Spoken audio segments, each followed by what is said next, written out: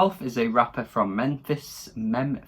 He's been around for a few years now. He is cousins with Key Glock, who I've been praising quite a bit this year because he's dropped a couple of mixtapes that I just so happen to really like. He is also in the trap sphere.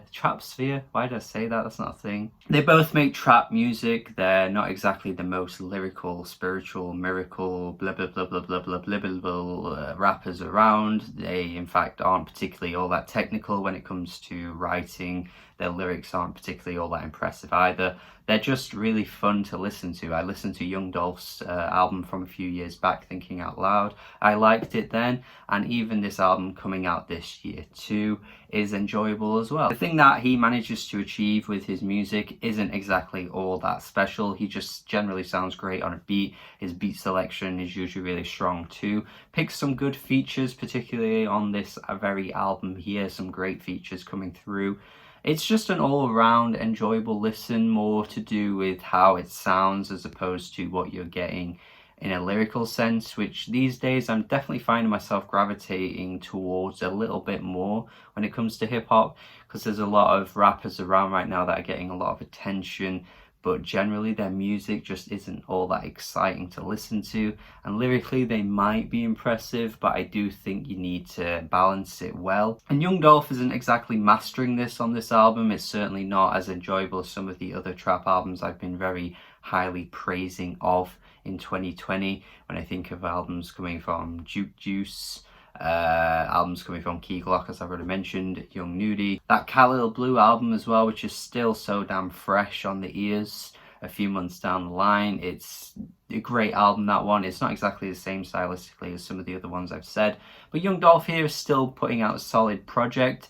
I'm just kind of waiting for him to burst through with something fantastic. Opening track is a fantastic way to kick off your trap project. It's just really energetic. The hook on this is really damn catchy too. His flows are just so good that you can't really deny what he's doing here, and it sets a precedent for the album because you think, okay, every track's going to be like this, but unfortunately there are some stumbles along the way. I mean, immediately after this there's this really pointless skit which just does nothing really and just interrupts the flow of the album more than anything. I'm just not entirely sure why you'd put that right here. If you're going to have a skit, you don't really need it this quickly in an album. You could probably wait a few tracks before you incorporate a skit. And even these days, a lot of skits honestly are just worthless to me. Like, a lot of hip hop has been built on skits over the years. You get the comedic skits, you know, the funny ones, the little quirky little silly ones that get thrown in on some albums coming from, you know, artists like Outkast, Kanye, Little Brother, but then you just get really pointless skits these days, and there's a few on this album that just don't really need to be here. There's some tracks as well where his pen game is just so significantly weaker than some of his peers that it's so difficult to ignore, like tracks like Cray Cray, where he's, you know, depicting this story about a woman, and the way he's talking about it is just a bit trashy. And, you know, even if some of the things might be true, I just think this kind of song topic is never all that interesting. Even tracks like Death Row as well, he just seems to have this really weak rhyming scheme where he's just rhyming every last line with the same sort of syllable, the same sort of sound, and it just gets really repetitive. But then you get this mixed in with the album, in the same album, with tracks like The Land, which is more talking about racial issues and police issues in America that have obviously been very prevalent in 2020, or even the past few years in general. He says, instead of it being the land of the free, he calls it the land of bullshit. So I guess he has it in him, kind of, to make a song that has some kind of poignancy lyrically. Not that he needs to, because I don't think he's ever going to go fully in that direction anyway. But then there are other tracks that are more akin to what you'd expect from him, like I See Dollars, which is just kind of rambling over and over again about random things that doesn't really have one specific topic. But one thing I've noticed with tracks like this and tracks on the album in general is that he does really keep your attention with his gravelly voice. Like, you are always listening to every word he puts out there, even if the lyrics aren't all that special to begin with. But then you get the features on this album, which bring out some of the best moments here. You get Megan Thee Stallion, who just sounds so effortless on this track. This might be one of the best features I've ever heard her do.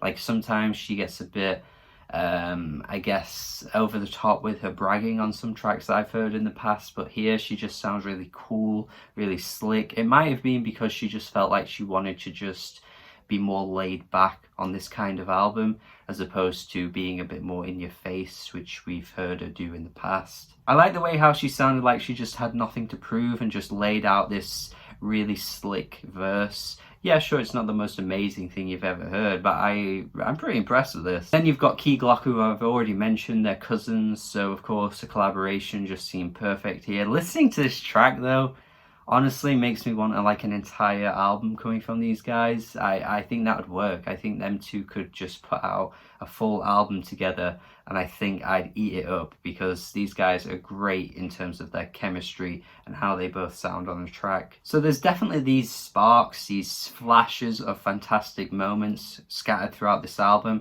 I just think the consistency is a bit shaky.